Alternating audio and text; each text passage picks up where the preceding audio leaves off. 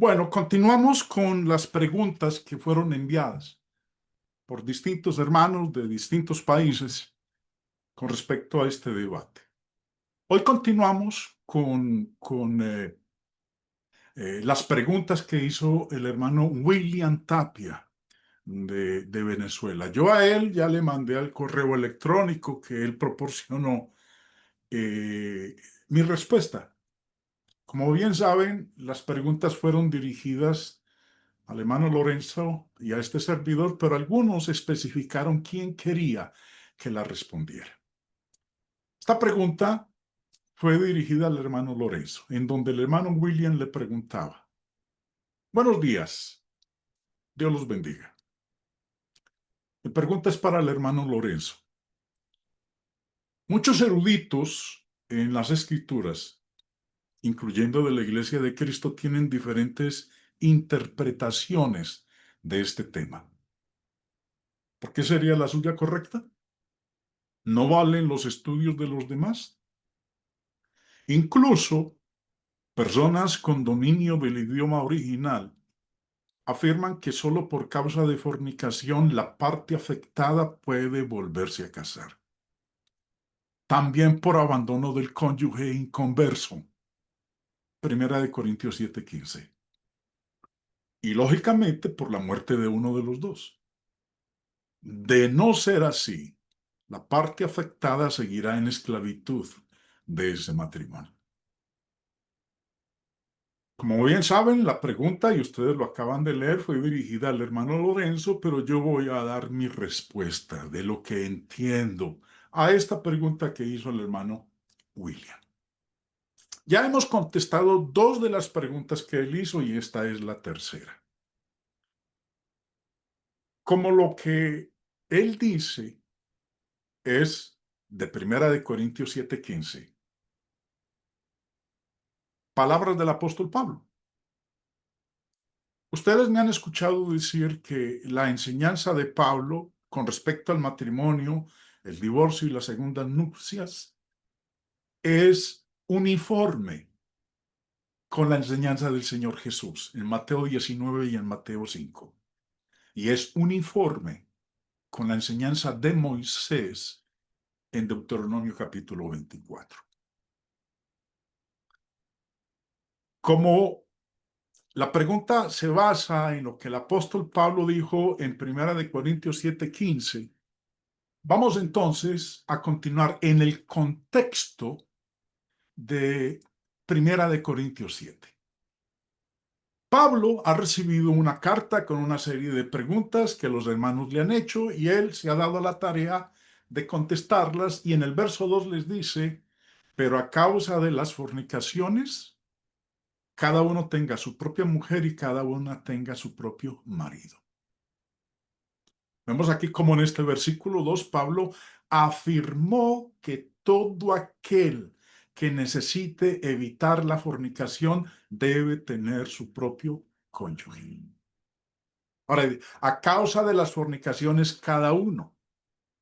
Cuando dice cada uno, se está refiriendo a todos. Solteros, viudos, divorciados, casados. La manera de evitar la fornicación es que cada uno tenga su propio cónyuge. Ahora, en el verso 7 al 9 dijo: quisiera más bien que todos los hombres fuesen como yo, pero cada uno tiene su propio don de Dios, uno a la verdad de un modo y otro de otro. Digo pues a los solteros y a las viudas, que bueno les fuera quedarse como yo. Pero si no tienen don de continencia, cásense, pues mejor es casarse que estarse quemando. Ahora, esa es la instrucción del Espíritu Santo a través del apóstol Pablo. Pero la enseñanza y afirmación de muchos es que no. Quémense. No tienen don de continencia. No se pueden casar. Quémense. Es lo que se está enseñando. Pero Pablo dice algo muy diferente, el Espíritu Santo dice algo muy diferente. Si usted no es capaz de controlarse sexualmente, entonces la solución de Dios es que se case, no que se siga quemando, no que siga pecando. Ahora, el apóstol Pablo empieza en sus respuestas a hablar de varios casos y empieza hablando de los matrimonios normales. Y dice en el verso 3, el marido cumpla con la mujer el deber conyugal y asimismo la mujer con el marido. ¿Con qué propósito? Para evitar las fornicaciones. Para que tanto el marido como la mujer no caigan en la tentación de las fornicaciones, que entonces cumplan el deber conyugal el uno para con el otro. Ahora, mire lo interesante que es lo que dice Pablo a continuación en el verso 4. La mujer no tiene potestad sobre su propio cuerpo, sino el marido. Ni tampoco tiene el marido potestad sobre su propio cuerpo, sino la mujer. Lo interesante es que muchos hombres, aún cristianos, solamente les gusta la primera parte de este versículo 4, cuando Pablo dice, la mujer no tiene potestad sobre su propio cuerpo, sino el marido. Sabe que la mujer tiene que estar disponible para el hombre cuando a él se le antoje, porque ella no tiene potestad sobre su cuerpo. El que manda sobre el cuerpo de la mujer es el marido. Y punto, pare de contar. Eso es lo que le gusta a muchos hombres, incluidos hermanos. Ignoran el resto. Pero hay un aspecto interesante en lo que Pablo está diciendo aquí. Y es que nosotros aquí encontramos una figura del lenguaje que se llama elipsis. Si usted no conoce esta figura, pues obviamente ha llevado y llevará a muchas conclusiones equivocadas. Ahora, ¿qué es una elipsis? Es hablar donde la Biblia está en silencio. Este tema yo lo he expuesto en distintas ocasiones en la plataforma, está varios videos en el canal en YouTube, así que los invito para que lo visiten, pero esta noche voy a hacer una explicación breve. Algunos de mis hermanos que están en plataforma tuvieron la oportunidad de asistir a una serie de lecciones que presenté sobre las figuras de dicción en la Biblia. Y una de esas fue la elipsis. Wikipedia, la enciclopedia libre en Internet, dice, en lingüística, la elipsis o construcción elíptica es una figura retórica que consiste en la omisión de una o más palabras en una cláusula que, aunque sea necesario para la correcta construcción gramatical, se sobreentiende por el contexto. Esta definición la vamos a entender, usted la va a entender mucho mejor con los ejemplos que vamos a ver a continuación. Señor Bullinger, en su diccionario de figuras de dicción usadas en la Biblia, nos da la siguiente información. El vocablo elipsis procede del griego eleipsis, omisión interior. O sea, pues hay algo que se omite en la frase. Esta figura se llama así porque existe en la frase un hueco a causa de la omisión de una o más palabras. Palabras que normalmente se requieren gramaticalmente, pero que no son necesarias para el sentido de la frase. Ahora, si nosotros entendemos cómo interpretar correctamente una elipsis, nos va a permitir a nosotros entender tres cosas. Uno, nos ayuda a entender cientos de versículos más exactamente y más rápidamente. Dos, nos ayuda a entender una cantidad de argumentos bíblicos falsos Y tres, nos ayuda a poner más énfasis en los lugares correctos que donde pudiéramos colocarlo en caso contrario. Entonces, teniendo en cuenta lo que es la definición de elipsis, que consiste en la omisión de una o más palabras en una cláusula que, aunque sea necesario para la correcta construcción gramatical, se sobreentiende por el contexto. Presten la atención a esta figura.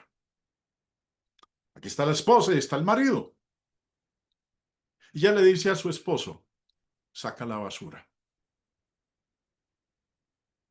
Ahora, le dice a él, saca la basura. Él sobreentiende que se está dirigiendo a él. Distinto fuera que le dijera, bueno, él se llama Pepe, le hubiera dicho, Pepe, saca la basura. Pero Pepe está omitido en esta cláusula. Se sobreentiende. Ahora, eso es una elipsis. Consiste en la omisión de una palabra o más palabras en una cláusula. Ella omite el nombre de su esposo, o el amigo, o el vecino, o quien sea. Ella le dice, saca la basura. Pero se sobreentiende que se está refiriendo a él. Por eso dice, consiste en la omisión de una o más palabras en una cláusula que, aunque sea necesario para la correcta construcción gramatical, se sobreentiende por el contexto. Avancemos.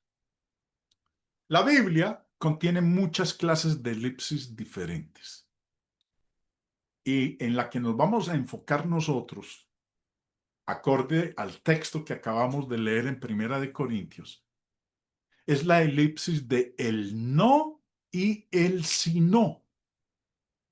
Dice, la clase particular que quiero que estudiemos es identificable por la aparición del no y el si no como palabras iniciales en cláusulas condicionales que modifican un verbo común. O sea, pues para que sea aplicable esta clase de elipsis de el no y el si no, deben modificar un verbo común. Un verbo. Si hay dos verbos, si hay tres verbos diferentes, entonces no aplica. El verbo debe ser un verbo común para ambas. ¿Cuál es el 26? Préstenle atención, hermanos. Con estos ejercicios bíblicos, con estos pasajes, van a entender perfectamente este tipo de elipsis de el no y el si no. Respondió Jesús y les dijo, de cierto os digo que me buscáis. No porque habéis visto las señales, sino porque comisteis el pan y os saciasteis. Recuerden, hay varios tipos de elipsis. Una de ellas es la de el no y el si no. Ustedes observaron, si le prestaron atención ahí en la pantalla, sea del celular, de la computadora o donde usted esté viendo este estudio, que aparecieron los dos recuadritos mostrando el no y el si no en el versículo 26. Ahora, dice que el no y el si no, para que sea aplicable, debe modificar un verbo común. Ahora, ¿cuál es el verbo común aquí en el versículo 26? El verbo buscar. Me buscáis, no porque habéis visto las señales, sino porque comisteis el pan y os saciasteis.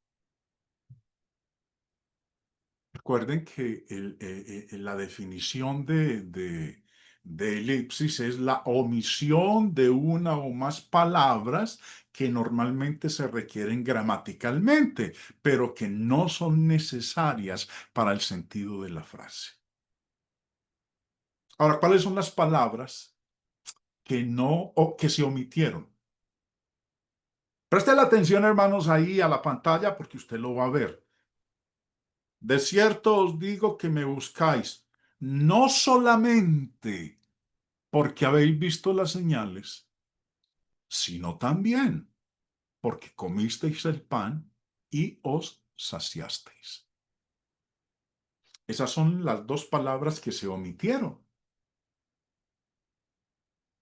que normalmente se requieren gramaticalmente para darle el sentido a la frase. Ahora, no están ahí.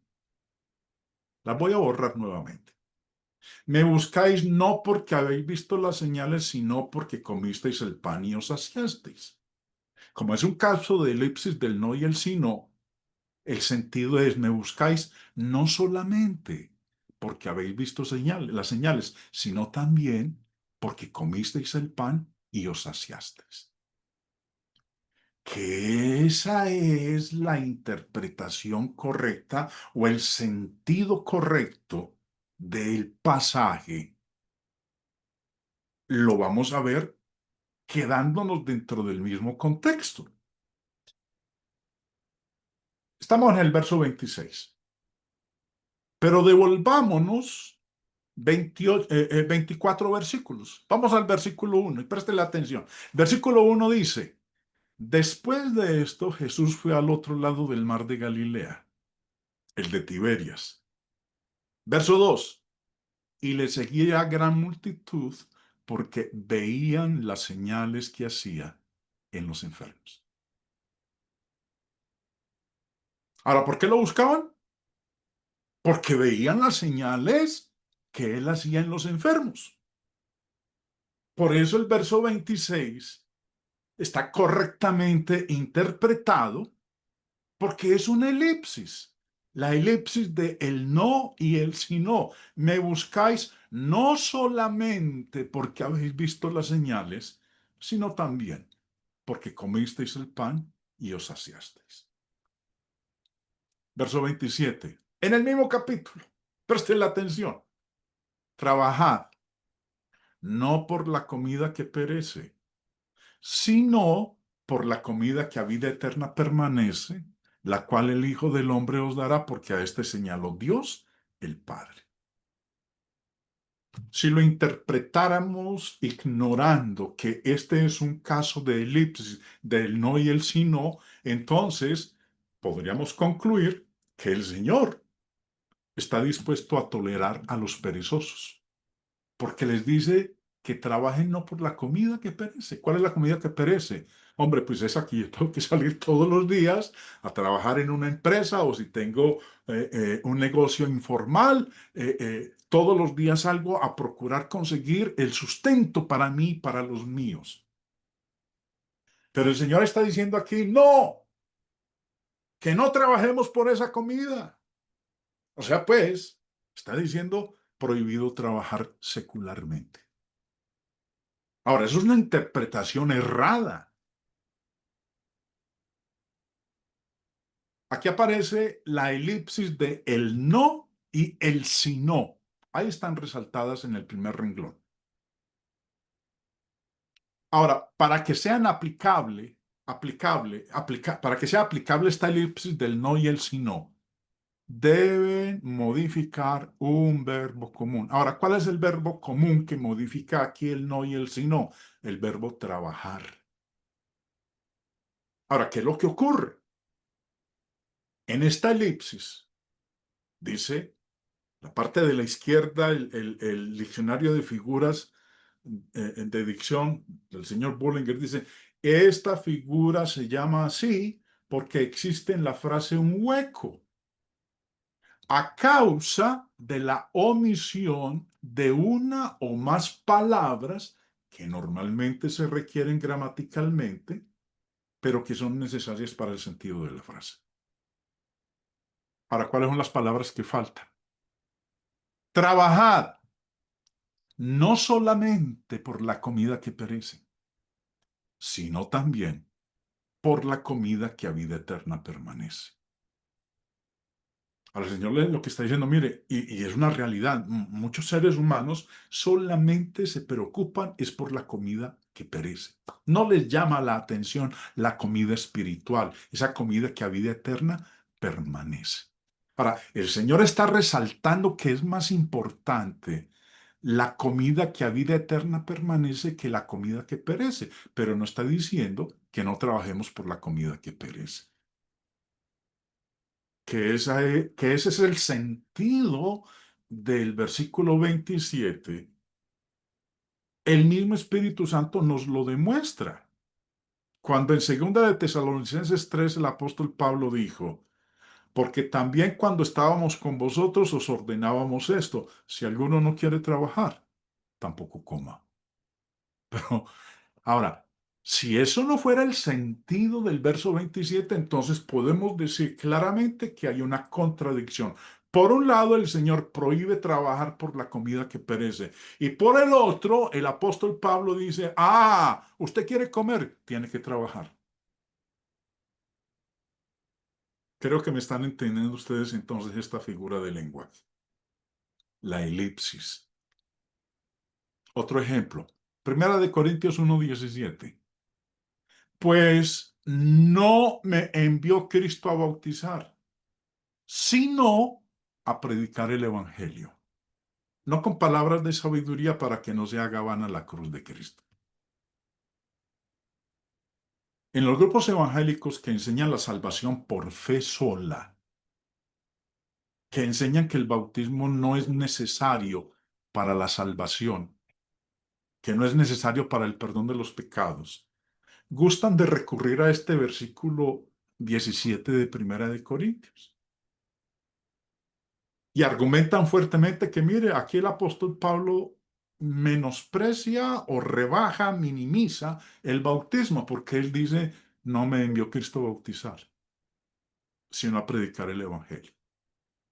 Que entonces el bautismo no es necesario, que lo que es necesario es predicar el Evangelio para que la gente lo oiga, crea y entonces haga la oración de fe del pecador. Pero lo que está ignorando es que este es otro ejemplo, otro caso de elipsis, la elipsis de el no y el si no. Y recuerden, para que sea aplicable esta elipsis del no y el si no, deben modificar un verbo común. ¿Cuál es el verbo común? Enviar. ¿Cuáles son las palabras que han sido omitidas? Pues no me envió solamente Cristo a bautizar, sino también a predicar el Evangelio. Aquí Pablo no está minimizando el bautismo. Pablo está diciendo que a él lo mandaron a dos cosas, no exclusivamente a una. No fue mandado exclusivamente a bautizar, no, también a predicar. Ahora, si eso no fuera el sentido del pasaje, entonces Pablo desobedeció porque no lo enviaron a bautizar. Y devolviéndonos en el contexto de Primera de Corintios 1, mire lo que dice el apóstol Pablo. Verso 14. Doy gracias a Dios de que a ninguno de vosotros he bautizado, sino a Crispo y a Gallo. ¿Qué hizo Pablo? Bautizó a dos personajes, a Crispo y a Gallo, pero no lo envió, pero en el versículo 17 él mismo dijo, no me envió Cristo a bautizar. Ahora, si Cristo no lo envió a bautizar, entonces ¿por qué está bautizando? Desobedeció al Señor, pecó. No, no, no, eso no es lo que está diciendo, es que a él no le enviaron solamente a bautizar. Ahora, mire lo que dice también en el verso 16. También bauticé a la familia de Estefanas, de los demás, no sé si he bautizado a algún otro. Vamos entendiendo entonces esta figura de lenguaje que se llama elipsis. Otra, Romanos 8. Pues no es judío el que lo es exteriormente, ni es la circuncisión la que se hace exteriormente en la carne, sino que es judío el que lo es en lo interior y la circuncisión es la del corazón en espíritu, no en letra, la alabanza del cual no viene de los hombres, sino de Dios. Si usted le presta atención, hermanos, aquí se presenta dos veces el caso de la elipsis. Pero me voy a enfocar en la primera. No es judío el que lo es exteriormente. ¿Cómo así que no? Un judío puede dar evidencia externa de que él es un judío por la circuncisión. Ahora, pero también dice en el verso 27, sino que es judío el que lo es en lo interior. Y la circuncisión es la del corazón, en espíritu, no en letra. Ahora, cuando habla, dice aquí sino que es judío el que lo es en lo interior, se está refiriendo a usted, se está refiriendo a mí. Yo soy judío en lo interior. Cuando me hice cristiano, me convertí en judío en lo interior, no en lo exterior, porque yo no nací en una familia judía y a los 8 días a mí no me circuncidaron. Recuerden, para que sea aplicable esta elipsis del no y el sino, deben modificar un verbo común. ¿Y cuál es el verbo común? El verbo ser. Pues no es judío el que lo es exteriormente. Ahora recuerden que aquí se están omitiendo una o más palabras que se requieren gramaticalmente para dar el sentido, la idea de lo que realmente está diciendo el pasaje. Ahora, ¿cuáles son esas palabras? Pues no es judío solamente el que lo es exteriormente, sino que también es judío el que lo es en lo interior. Para demostrar que ese es el sentido de lo que Pablo está diciendo en Romanos 8, de que yo no tengo que ser judío en la carne para ser judío, porque lo soy en lo interior. Pablo mismo lo enseña en Gálatas 3. Dice en el verso 7, sabed por tanto que los que son de fe, estos son hijos de Abraham. De modo que los de la fe son bendecidos en el creyente Abraham. Y si vosotros sois de Cristo, ciertamente linaje de Abraham sois y herederos según la promesa. Ahora, si soy hijo de Abraham, entonces soy judío. Ahora, ¿cómo ocurre eso? Bueno, ahí mismo en el contexto de Gálatas 3, dice, ¿cuándo es que uno se convierte en linaje de Abraham, en judío en lo interior? Verso 26. Pues todos sois hijos de Dios por la fe en Cristo Jesús, porque todos los que habéis sido bautizados en Cristo, de Cristo estáis revestidos, y si vosotros sois de Cristo, ciertamente linaje de Abraham sois. ¿Cuándo me convierto en linaje de Abraham? ¿Cuándo me convierto en judío en lo interior? Cuando he sido bautizado en Cristo.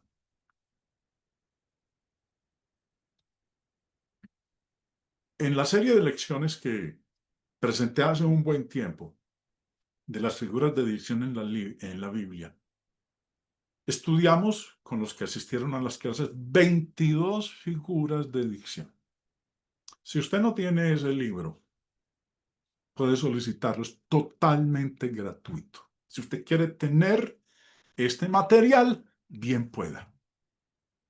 Este servidor se lo enviará a vuelta de correo en formato digital para que usted lo tenga y vaya creciendo en la palabra, en el conocimiento de la voluntad de Dios. Este libro, Figuras de Dicción en la Biblia. Primera de Corintios 7:4. La mujer no tiene potestad sobre su propio cuerpo sino el marido, ni tampoco tiene el marido potestad sobre su propio cuerpo sino la mujer. Aquí se repite 2 veces esta figura de lenguaje, la elipsis. Ahora, recuerden que dije hace un momento que muchos gustan de la primera parte del versículo, los hombres en particular, y muchos hermanos de la iglesia, en decirle a la mujer es que su cuerpo me pertenece a mí. Usted no manda sobre su cuerpo, yo soy el que mando sobre su cuerpo y usted debe estar disponible siempre que yo la solicite. Bueno, Si ignorásemos la elipsis, que es lo que ocurre muchas veces, 95% de las veces en la mayoría de los hermanos, ese es un error total. Porque aquí encontramos nuevamente la elipsis de el no y el si no. Recuerden, para que este tipo de elipsis sea aplicable, debe modificar un verbo común. ¿Cuál es el verbo común? Tener. Hay dos palabras que son omitidas, que normalmente se requieren gramaticalmente, pero que no son necesarias para el sentido de la frase. ¿Cuáles son esas dos palabras? La mujer no solo tiene potestad sobre su propio cuerpo, sino también el marido. Qué diferente, ¿no? La mujer tiene potestad sobre su cuerpo. Bueno, también el marido. Pero también mire lo que dice a continuación, que esta parte sí no le gusta a los hombres, porque dice, ni tampoco tiene el marido potestad. Bueno, vamos a cambiarle eso del tampoco por lo siguiente. Ni solamente tiene el marido potestad sobre su propio cuerpo, sino también la mujer. Qué diferente, ¿no? Esa es la palabra de Dios. Esa es la figura del lenguaje, una de las tantas figuras del lenguaje que nosotros encontramos en las escrituras. El no y el si no. Recuerden, para que esto sea aplicable, leo el parágrafo que está a la derecha de su pantalla, el no y el si no, como palabras iniciales en cláusulas condicionales que modifican un verbo común. Para que sea aplicable, deben modificar un verbo común. Si aparecen 3, 4, 5 verbos, entonces no funciona. Es un verbo común. Continuemos. Pablo entonces, en la serie de preguntas que le mandaron a él, los hermanos de la iglesia en Corinto, contestando esas preguntas, empieza a hablar entonces ahora de los matrimonios normales. Versículos 5 y 6.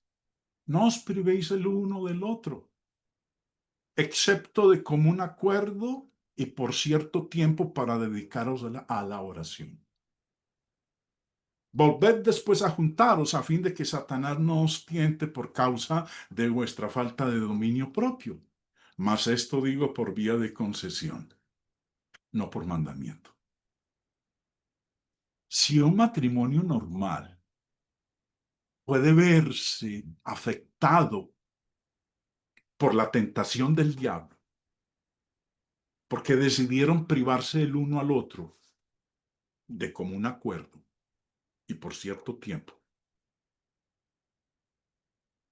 si se vieron tentados por Satanás, entonces, ¿qué de aquellos a quienes se les está prohibiendo casarse? O los que no tienen don de continencia. Bueno, Pablo le está hablando aquí un matrimonio normal y dice, para que ustedes no se vean en una situación de esas, hombre, esa privación del uno para con el otro, que sea por un poco tiempo y de común acuerdo, pero porque se van a dedicar a la oración. Y él mismo dice, esto lo digo por vía de concesión, no por mandamiento. Versículo 7. Quisiera más bien que todos los hombres fuesen como yo, pero cada uno tiene su propio don. Uno a la verdad de un modo y otro de otro. Ahora, esa no es la regla general. Ahora le habla a los solteros y a las viudas. Verso 8. Digo pues a los solteros y a las viudas que bueno les fuera quedarse como yo. Pero si no tienen don de continencia, cásense, pues mejor es casarse que estarse quemando. Y ahorita llega el caso de aquellos que están casados, pero que no viven bien, viven infelices. Y hay cantidades, miles de matrimonios infelices. Hasta nuestros propios padres, nosotros lo vimos, que sus matrimonios eran infelices. Miren lo que dice Pablo en el versículo 10 y 11. Pero a los que están unidos en matrimonio mando, no yo, sino el Señor, que la mujer no se separe del marido. Y si se separa, quédese sin casar o reconcíliese con su marido y que el marido no abandone a su mujer. ¿Cuánto me alegra haber podido llegar a estos dos versículos? Mal aplicados, tremendamente, que el Señor prohíbe a una pareja que se divorcia volverse a casar. Así es como han interpretado este versículo 10 y 11. En el tiempo que me queda, y solamente voy a dar una respuesta cortita porque lo vamos a ver más ampliamente el día de mañana, porque no quiero cansarlos. Quiero que tengan su mente bien concentrada. Aquí encontramos nuevamente nosotros, porque mire, muchos interpretan el versículo 10, préstele atención. Pero a los que están unidos en matrimonio, mando, no yo, sino el Señor, que la mujer no se separe del marido. ¿Cómo lo interpretan la mayoría de los hermanos? Mire, aquí Pablo está diciendo que él no manda, que quien manda es el Señor. Bueno, nuevamente, aquí aparece la figura de retórica que se llama la elipsis. El no y el si no. Acabamos de ver una serie de ejemplos para entender la elipsis. Ahora, ¿qué es lo que está diciendo Pablo? Nuevamente, el no y el si no como palabras iniciales en cláusulas condicionales que modifican un verbo común. Mira, hermanos, yo los invito a ustedes a que busquen cuanto comentario bíblico puedan hallar y se van a dar cuenta de que la mayoría de los comentaristas, y si usted le pregunta al predicador de la congregación donde usted es miembro con respecto a esto, le va a decir, ah, no, no, Pablo no mandó, el que mandó fue el Señor. Bueno, dice eso porque desconoce esta figura del lenguaje que se llama la elipsis de el no y el si no. Ahora, para que sea aplicable debe modificar un verbo común. Ahora, ¿cuál es el verbo común que está siendo modificado por el no y el si no? El verbo mandar. Recuerden, esta figura se llama así, se llama elipsis, porque existe en la frase un hueco, a causa de la omisión de una o más palabras que normalmente se requieren gramaticalmente, pero que no son necesarias para el sentido de la frase. ¿Cuáles son las palabras que faltan? Mire bien la pantalla. Para los que están unidos en matrimonio mando, no solamente yo, sino también el Señor, que la mujer no se separe del marido. Eso es muy diferente. Pablo sí está mandando. Ahora, no solamente él, sino que también está recordando lo que el Señor había mandado en Mateo 19, que lo que Dios juntó, no lo separe el hombre. Pero hay algo más que decir aquí. Aquí en la parte de la izquierda de sus pantallas está el versículo 10 y 11. Pero a los que están unidos en matrimonio, mando, no yo, recuerden, no solamente yo, sino también el Señor, que la mujer no se separe del marido. Y si se separa, quédese sin casar. ¿Qué es lo que ocurre, hermanos? Que la mayoría de las veces cuando leemos el verbo separar,